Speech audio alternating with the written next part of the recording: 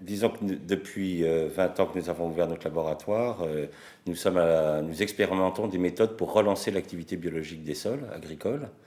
Et dans les différentes méthodes que nous avons utilisées, il y a eu le compost, il y a eu les engrais verts, etc. Et c'est vrai qu'avec Gilles Lemieux, qui a mis ça au point, on a travaillé ensemble depuis un moment. Et le BRF s'est montré être la méthode la plus rapide pour restaurer l'activité biologique des sols agricoles. C'est pour ça qu'on s'y est intéressé, c'est que nos clients, puisque nous travaillons pour les agriculteurs, les viticulteurs, les maraîchers, veulent une réponse assez rapide. Les hommes sont pressés, hein, c'est leur nature. Si vous leur dites, bon, bah, d'ici 10 ans, ça ira mieux, bon, ils aimeraient que ça aille plus vite. Et c'est vrai que le BRF fait partie de la méthode la plus rapide que nous ayons expérimentée. On a travaillé beaucoup pour pour les vignerons. C'est là où on a vraiment vu l'importance du bois raméal fragmenté.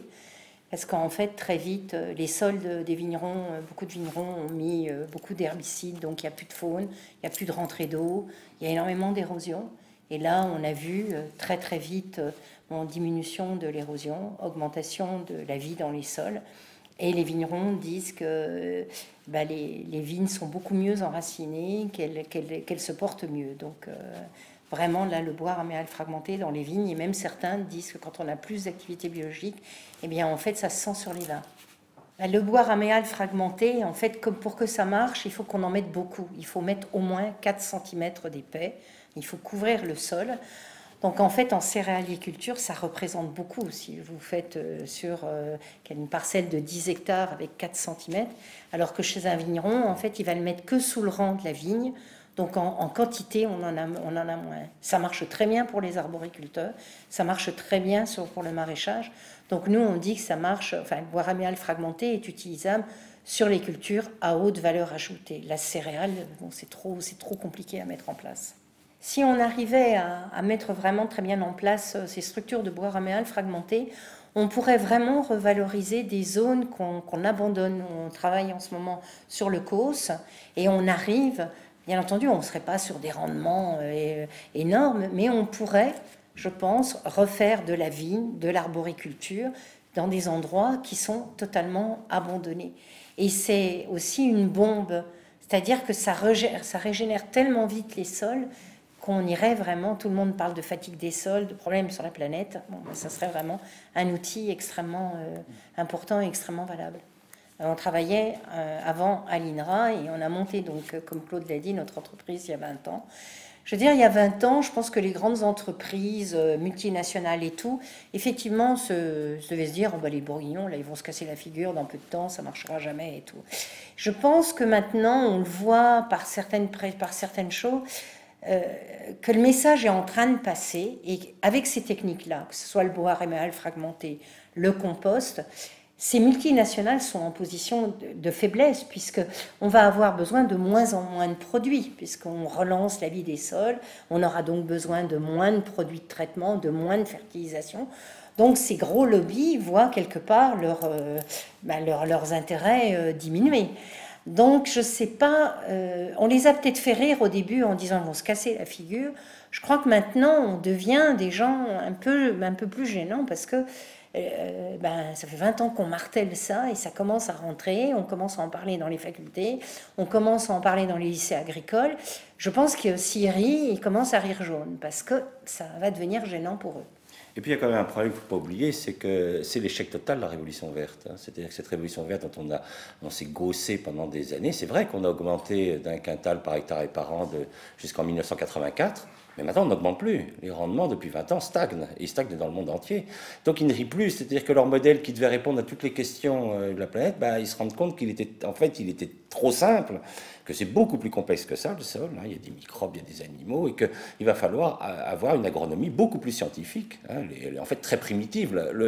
C'est à portée de n'importe quel imbécile de faire de la révolution verte, de l'engrais chimique et du pesticide. C'est pas très malin comme forme d'agronomie. Tandis qu'attention, on travaille avec la faune, les microbes, les rotations, et là, ça rend d'ailleurs en plus le métier d'agriculteur absolument passionnant. Enfin, je veux dire, l'agriculteur dans les années qui vont venir, ça va être un métier passionnant, alors qu'il était devenu terriblement ennuyeux et que les jeunes d'ailleurs fuyaient la terre. C'était devenu parfaitement ennuyeux comme métier. Il va falloir que l'agriculture arrête de polluer, arrête de faire de la malbouffe et se mette à nourrir correctement les citoyens et à respecter notre environnement. Et ça, il faudra qu'ils s'y mettent. Hein. Ils n'y échapperont pas. et avec une agriculture respectueuse de l'environnement et respectueuse du sol, on va oublier le concept que le sol c'est un support et qu'on peut faire pousser tout, n'importe comment, grâce à l'eau et aux engrais.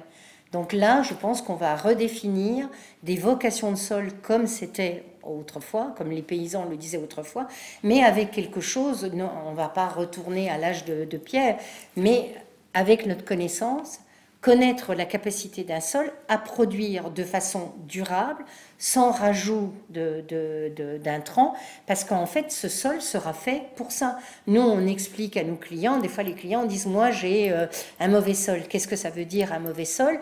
Un grand domaine en Bourgogne vous dira, moi mon sol, il n'est pas mauvais pour faire du vin. Et je gagne beaucoup d'argent avec ça. Mais si on me demande de faire de la céréale, j'ai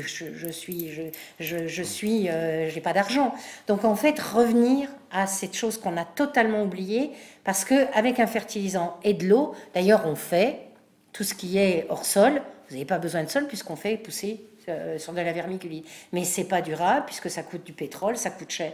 Là, on reviendra en fait à une vraie valorisation, à une vraie reconnaissance. Ce sol est capable de faire de la viande, des bêtes pour faire de la viande. Ce sol est capable pour faire du lait. Ce sol est capable pour faire du maraîchage. À ce moment-là, on se réappropriera pas de façon industrielle, mais on se réappropriera la vocation des sols, et je pense que ça changera énormément parce que ça sera durable, ça.